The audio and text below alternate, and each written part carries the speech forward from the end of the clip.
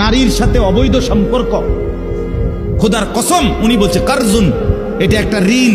কারজ ঋণ আদায় করতে হয়, ঋণ সুদ দিতে হয়নি। কথা বলে না, ঋণ সুদ করতে হয়নি। কর্জ নিলে, ঋণ নিলে এটা সুদ করতে হয়নি। কথা বলে না, সুদ করা কি সুন্নত না বাধ্যতামূলক? এই ঠিক ইমাম শাফি রহমতুল্লাহ বলছে জিনা ব্যভিচার, নারীর সাথে অসভ্যতা, অশ্লীলতা, বেহায়াপনা, উনি বলছেন এটা করজ, এটা ঋণ। উনি বলেন হে যুবক, তোমার এটা তোমার পরিবারের কাউকে না কাউকে দিয়ে শোধ দিতে হবে। আল্লাহ কসম, এটা কিতাবে শোধ দিতে হবে দোস্ত। আল্লাহ মাফ না করে যদি আল্লাহর দিকে ফিরে না আসে, চোখের পানি না ফেলো, এটা শোধ দিতে হবে, তো শোধ দিতে হবে।